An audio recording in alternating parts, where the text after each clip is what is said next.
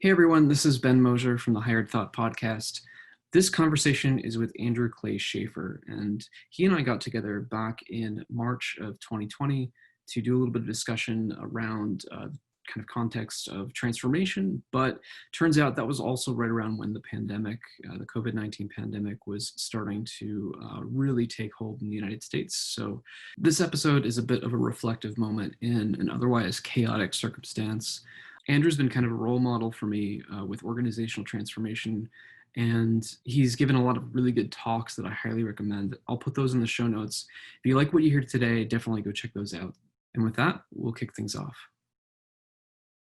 So how you doing? I don't know. I'm oscillating kind of wildly these days between despair, anger, sadness, and I'd like to think that usually the way that ends out is I feel inspired because nobody else is going to figure out how to work through this stuff.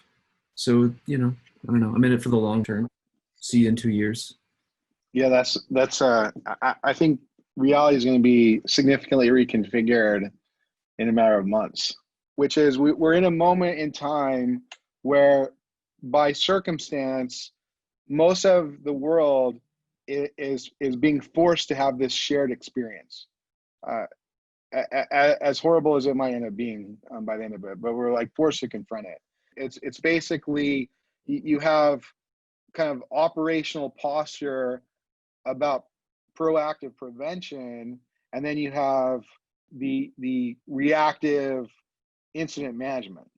And at this point, we're in incident management mitigation scenario, especially in kind of like the Western world, where if you look at what happened in Korea, they had an outbreak.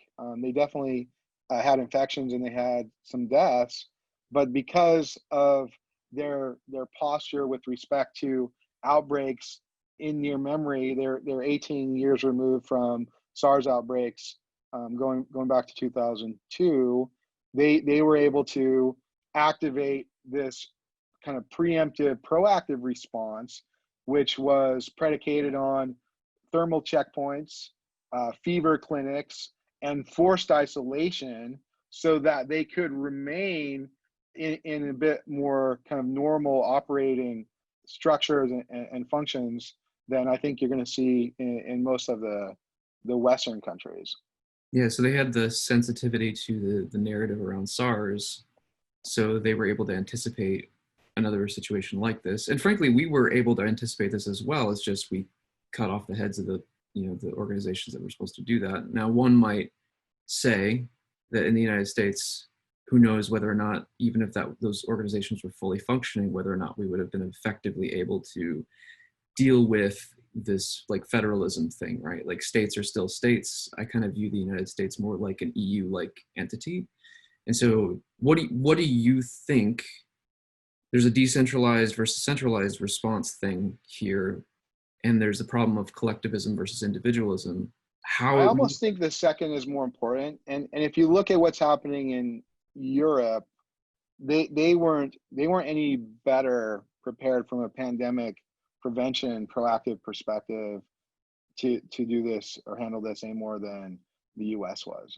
And I think Korea is probably the best model that we can look at, where they had a significant outbreak and then were able to kind of bend that curve to zero. I mean, I don't know about anyone else out in the world, but I've had a hard time not consuming as much like information about COVID and this pandemic as I possibly could, and tracking this. I started having conversations with some of my friends in Asia as early as mid-January about some of the stuff that they were seeing or preparing for, and then to kind of watch that evolve over the last few months. It's been like standing on a beach that you could see the tsunami coming towards, and there's no high ground, right? And it's like, well, what are you going to do? We have this cynical frame, right? That nobody's changing their behavior. And it doesn't matter if we're talking about enterprise IT or if we're talking about large wholesale response to pandemic conditions, right? Nobody's changing their behavior, or Is behaviors. that cynical though? I mean, it's a statement of fact in some sense to me, more than like frame it. I don't necessarily believe it's cynical. It's like, Okay, okay. but Well, the okay. but the opportunity but the opportunity is also to change our behaviors, right? And who knows what we'll reconfigure coming out of this, but lots of things that were, quote unquote impossible even a few weeks ago, all of a sudden people are like, oh yeah, that seems like completely reasonable now Mhm. as an action, right? It's like we got away from, we were forced to get away from, oh well, what's like this moderate incremental way that we could kind of change, to like we better change. When I talk about change behaviors in the framing of enterprise IT, like I think much larger than enterprise IT, but that's sort of where my career thrust me, right? It was like that's where I ended up. So to make it not cynical, and I hope that I do this when I'm talking to other people, it's not just that people aren't changing their behavior. There literally is people who have changed, and there's a demonstrable competitive advantage, right? So just in that kind of like narrow framing of enterprise IT, where most of my kind of talks about this have lived, you do have these exemplar companies who have done amazing things, and they do it in a way that is fundamentally different from the kind of quote unquote traditional enterprise IT. And it's so different in some sense that it's almost viewed as unbelievable, right? Mhm. So when Yeah. when we first started talking about 10 deploys per day, and the kind of beginning of like these DevOps things at Flickr, so there's like a very famous velocity conference talk. People thought that was not true, and anyone who would do that is irresponsible. Where now it's basically passe.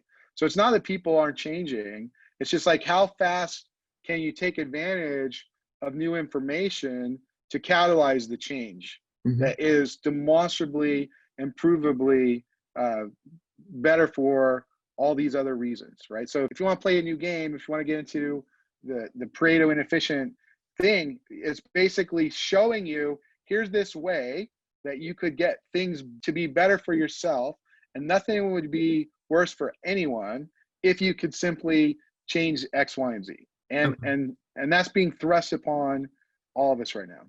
So we're pointing at the existence of exemplars, right?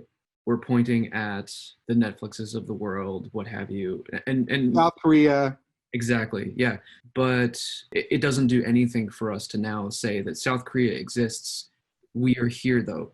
So how changing behavior looks like what? I know you can't tell us what to do, and you can only tell us what you've seen, but what does changing your behavior actually look like right now? Because the reason this is important, Andrew, in my mind, is that because of this instability, it means we get to shape the transition. It means that thoughtful, purposeful action right now means we get to change what the game becomes.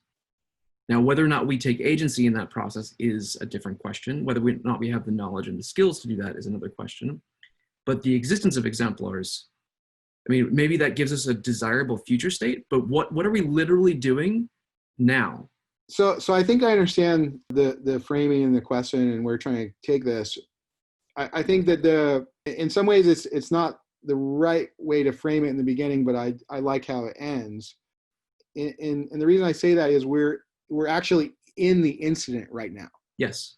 right? So it like doesn't matter how well someone could have prevented an incident that they're literally in right now. And so all of the behaviors that you have to do in an incident to manage it should never be confused with what you want to be the normal, right? Right. And I personally don't know exactly how this ends or like what the reconfiguration looks like, but I will say this: the only way that we get a chance to reconfigure this as individuals is through our collective voice and by active political participation, right? So when you look at one of the things I like to talk about in kind of the context of mapping or like strategy And one of my favorite games is chess. Is it doesn't matter how well you understand the way the chessboard is set up if you don't have the ability to touch the pieces, if you don't have the ability to move the pieces. And the way that our whole thing is set up, the only way that I see us getting things reconfigured in a more beneficial, more positive way is by activating our collective political consciousness and participating, right? So one of the things that I think put us in this situation, not about distributed or collective or whatever, is like we literally abdicated our political responsibilities to allow, and we could describe why and how this happened over decades, but we haven't really been participating or driving this world in a positive way, because we've all had, some of you might be familiar with this metaphor of bread and circuses. Like, we had enough bread, we had enough circuses, and it's like, okay, we'll just let the emperors do what they want. So I'm going to point at urgency, right? How many times have you heard an IT leader say there's no urgency about something, right? More than 0 times, yeah. Change your behavior. Why, right? Why would I bother changing my behavior? This is a moment where it's going to be really clear who leaders are and who leaders aren't. And on top of that, it's a moment where it's going to be really clear how much your values are worth, whether or not they're on a page on your website, right? So in this moment, I'm expecting leaders to do certain things, even if they're in the middle of the incident right now, to notice the focus and attention that we have on what we're feeling and experiencing right now. How are they going to marshal that energy towards changing our collective behavior? And I literally want to know how we are going to no longer abdicate our political responsibility. And I can't ask you to tell the future, but if your responsibility is to marshal the energy of the people in your organization, to use that energy on purpose in this moment, what are you doing? What are you thinking? So just because it's the domain I have the most kind of exposure and experience with, I'll drag it back to kind of the IT, framing. In some real sense, there are organizations who, because of the core business that they run, probably rightfully should not have urgency, or they don't have a necessary urgency, right? And so there's this kind of mismatch where people are talking about, the Netflix and the Googles and the opportunity to create these like technical digital experiences, and then you have the reality of what we do and what we sell, right? And like, here's our IT budget, and like it's this small part of like this big thing that we do, which involves real world and factories and distribution and all these things. And so for us to reimagine all of that in kind of like an urgent framing is probably too much, right? Like we're gonna do these things this way, and we don't necessarily have something that forces us to change. And with that framing, looking at what I've seen kind of as a pattern across industries and across organizations, is when you start talking about kind of transformation and changing behaviors, there's 2 preconditions that I've seen that create the necessary impetus to be successful transforming. And one of those is that you have someone who has both the social capital in the organization and the vision, right? So they can touch the chess pieces, they have control of the chessboard, and they have the vision for how they could play this game in a different way. And so they come to get that support. They're a leader in the true sense of the word, and everyone sort of follows in that vision and brings that new vision to be reality. And that's successful, or has been a pattern that I've seen be successful. I've also seen that pattern not be successful when they don't quite have the social capital they thought they had, and they get crushed as a rebel. And then the second one, which is in some ways more relevant to the way you're framing this, is when organizations are faced with an existential crisis, right? So when you're in a business that can see the way that digital experiences will start to bend the dynamics and assumptions of how you've built that business over time. And sometimes these businesses are 100 years old, right? So insurance, healthcare, whatever is feeling certain things, and they're experiencing certain things. And I'll just take insurance as an example.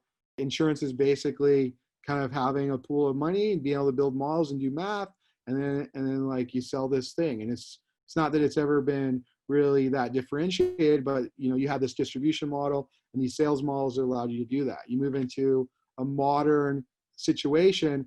Google has a lot of money. Google's pretty good at doing math. Amazon has a lot of money. Amazon's pretty good at doing math. Even Walmart has a lot of money. They're pretty good at doing math. And there's like signals that they could get involved in different aspects of health insurance, car insurance, whether cars will even exist is like another question, right? And so you see these sort of edges change of where those opportunities and where those crises are. And so those industries kind of in a rolling fashion start to feel this existential pressure to change. And so you're starting to see sort of meaningful changes in those organizations that feel the existential pressure, feel the existential crisis. Yeah, that makes sense. And I'm going to push you on this a little bit, because I think you have some Push me. super secret ingredients that maybe people haven't seen yet, or maybe you're stuck like the rest of us. Who knows? I think the way you frame this is really helpful, right? Do you have the social capital to harness the energy of the people, the hearts and minds, and the vision to actually be going somewhere worth going to, right? To actually long for a sea that's worth longing for. And on the other side of this, there's the existential kind of moment. So we are in an existential moment right now, right? I don't think individuals in the United States in particular feel like they have agency in any meaningful container, like not a company, not a team, barely a family unit, right? I don't think people really feel like they have agency at a large enough scale to be able to rally around something. And leadership is broadly absent at every level of this sort of government, local community, that kind of thing. I'm going to assert this for a moment, right? And then on top of that, nobody's coming to save us. There is no leader right now with a vision. There's no leader with broad social capital who could swoop in and save the day right now. So let me pose this question, Andrew. If nobody's coming to save us, and we can't even save ourselves, what's the path forward? How does every individual in the United States become sensitized to this issue such that some small percentage of them start to notice that they could become leaders and actually create a new scope that is local enough that they could build that agency? What is the first step of changing our behavior in that regard? There's so much there. There's so much. So I'm not sure where to start. I think that the one example you gave, and I'm publicly a fan of Bernie Sanders. In some ways, like, he came with a bit of a vision. He got some momentum, but he didn't have the social capital in the established power dynamics, and essentially got kind of blacklisted from some of the conversation, right? So there's like interesting dynamic there in parallel. I think the way that you framed it, no one's coming to save us and we can't even save ourselves, you essentially said we're doomed, which is like, okay. And if you just look at the numbers and model it out or whatever, like, there's probably going to be some disruption and some death, but this isn't the end of the world. There's been pandemics, and there will be kind of a reimagining and a reconfiguration of this.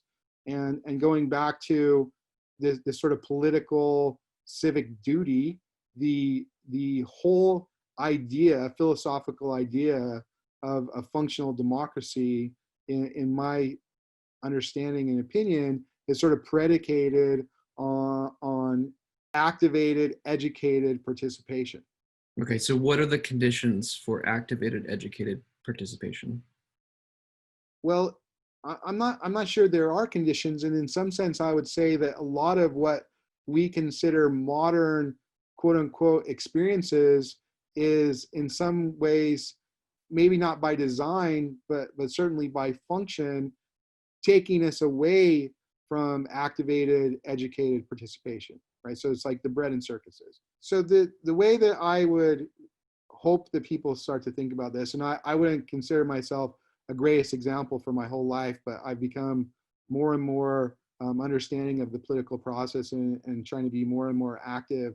And I think we over rotate onto these like large scale events and the elections at the national level, when in reality there's tons of civic responsibility on the local level, on the city level, on the county level, on the state level, that have a huge impact on how we and everyone else around us lives. And again, kind of finding that tension between the collectivist and the individual. I think one of the things that I personally feel, I was a libertarian, like I was part of a libertarian like college organization, like actually the president at one point, and like I believed in my personal ability and like this liberty and all this stuff. And then as I experienced more of life and I experienced more humanity, then I rejected most of those ideas through my logic. And I think those ideas have essentially been obliterated in the last few weeks in the United States, because everything is connected. Like the life that we have, no one's an island. We're all kind of in this together. And so finding the ability to grow those connections, like the framing of DevOps is basically you have these humans who are trying to do this thing that's meaningful to them, and for a variety of reasons, they're not communicating, collaborating, working effectively together. And so if you just try to expand that system thinking to everything about all of humans and what we experience, then the more that we can have empathy for what other humans experience and make choices that will kind of, from this Pareto inefficient framing, not make it worse for them, for not making it better for ourselves, then like we're going to have a better world. But it has to be built up locally, citywide, countywide, statewide, countrywide. And there's no way, just the way the scope and scale of this is globally, that any one centralized thing can kind of fix all of these things for us. I follow that. And what it helps me, actually, this is sort of selfish. I am trying to figure out how to act as an individual, right? I like do this mapping thing, and I sort of come to recently know that mapping is about what you can know together. And so I think if we can know things together, then we can start working on problems like this. But it requires kind of a fundamental kind of problem statement.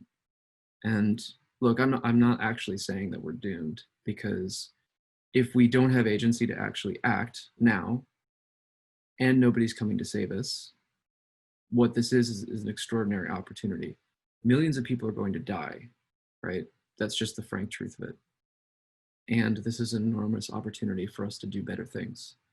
So, as a problem statement, we have to be aware of the realities of the situation. Not everyone's going to make it. But what can we work on together to actually gain agency, to become more capable of designing, right? Whatever this future pathway is. Not some ideal whatever, but to start moving and start learning from that movement, and frankly to change our behavior. So I love the mapping community, and I love kind of mapping as an activity. One of the things I think is interesting in conversation with some people in that community is what I would consider like an over kind of rotation and emphasis on the map.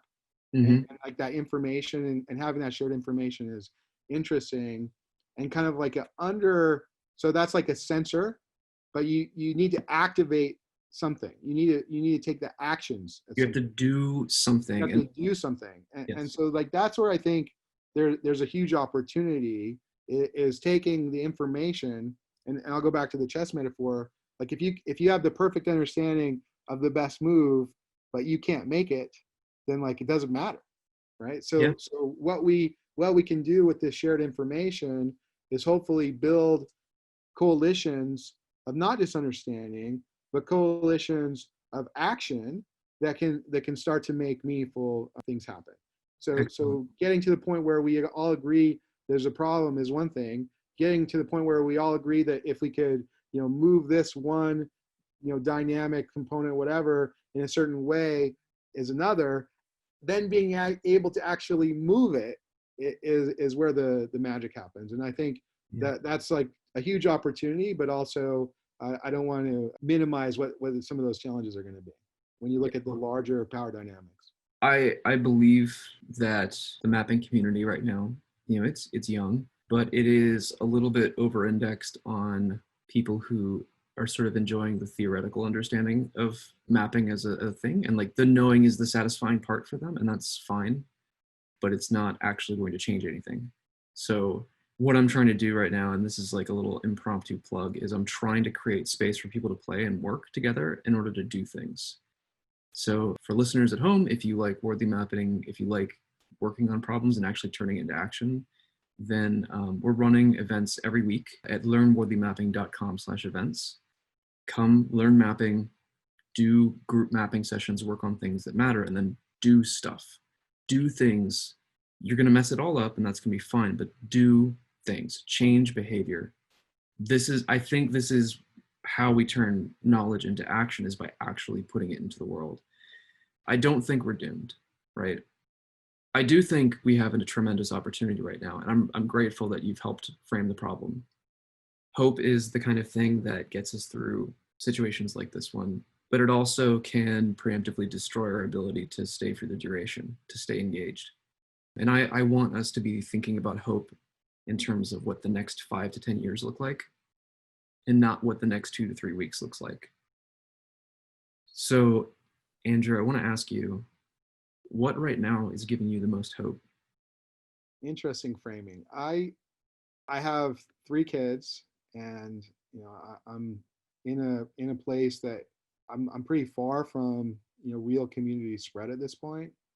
But I've been watching this all evolve, and to be honest, one of the things that gives me the most hope, and this might sound a little silly and certainly political, but just watching some of the energy around the Senator Sanders campaign and some of the personalities that are activated, and I believe that's representative of a real collectivist movement to change things for the better in a meaningful way. So that's something that I'm hopeful for, and that I personally hope drives more and more of the conversation. It's interesting to watch the framing just in the last few weeks change from how unrealistic Medicare for All was, and how troubling it would be to figure out how to fund it, to watching literally trillions of dollars be vaporized at a whim, and being forced to reconcile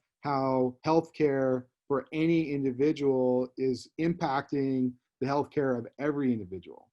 And lots of what these proposals look like in a larger schema of the world are actually quite moderate compared to what other countries have adopted wholesale. So that's certainly something. Like, I believe if you think about democracy and individualism and all the rest of the things that Americans love to hold up as their values, that there is a world that we can build where democracy and the things that we create and experience are built by a community of people who are educated and healthy.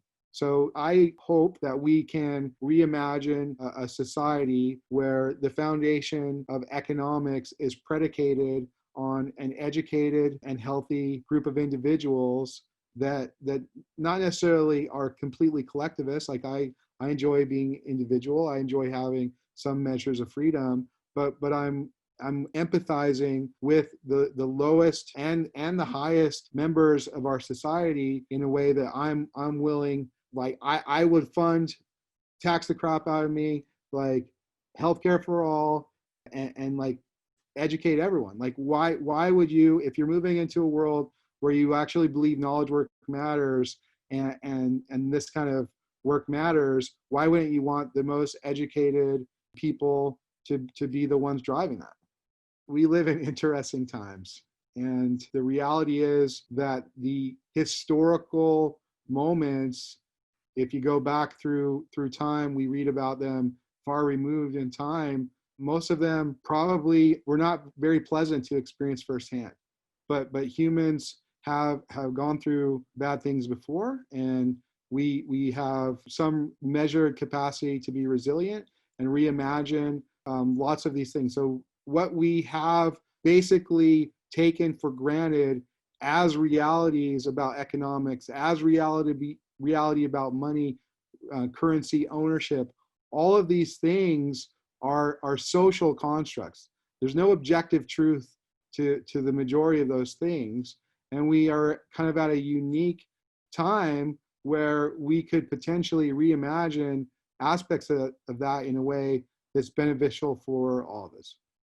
Yeah, there's no better way to realize how much is made up than spending time with executives. Yes. So on a more lighthearted note, I had a personal curiosity, and every talk you have given, you begin with a little bit of your background and your sort of biography, but then you always mention that you're so narcissistic that you have your own logo. And I want to know what's behind that. Like I want to know what led you to make a logo and what it means to you. Is that something you'd be open to sharing? So, I mean, on the spectrum of narcissism, I mostly say that as a tongue in cheek, but I definitely have individualist streak and some healthy feelings about my own capabilities. Over time, you kind of come to figure out who you are, hopefully. And so I designed a logo, and there's sort of like a longer version of it, but it's essentially a drop, like a raindrop, and there's kind of a stylized or idealized yin yang inside of the teardrop, and then the raindrop, teardrop, whatever, is creating ripples, and so there's a bunch of symbolism, and I won't necessarily go through all of my thinking and how I got to that, but it's basically like balancing these elements and these forces of light and darkness, and then having this kind of cascading, rippling impact, and that's sort of like the first level explanation. That's amazing. Thanks so much for sharing. And I really want to express gratitude for you being willing to share your time with me today and talk through this stuff. I've always wondered a lot of the kinds of questions that you answered today, and it's really helped me understand a lot more about how you think, but also, honestly, it has given me hope, because I have been sitting here thinking about all the in the flames, thinking about all the stupid little sticky notes on my Kanban board, and like, do any of these matter? Does any of this work matter? And I think you've helped me see how it matters, and you've also given me hope for what we can do to take the next few steps in the future to create our own leadership. We create meaning, right? Like that's one of the things humans do. It's the fact that everything's made up doesn't mean it isn't meaningful. Doesn't mean it doesn't mean things, right? And one of the things that gives me hope is like me creating meaning. Like these things I do, the motivations I have. I don't pretend to know everything. I'm curious, but I genuinely want people to have nicer things, and that's what motivates me, and that's what gives me my actions meaning. And so that's what I keep trying to do. And I also wanted to express gratitude for having me and sharing this time with me. And I really appreciate and love watching some of the work you're doing and the energy you're putting into the mapping community. That means a lot, Andrew. Thanks so much. In closing, I'm going to quote something that I've heard Kat Sotel say. Just because nothing matters doesn't mean you can't care about stuff. So I care about things, and I care about you, and thanks for being here. I think to a flaw, I probably care too much sometimes. But one quick takeaway: everyone stay safe, protect yourselves and your family.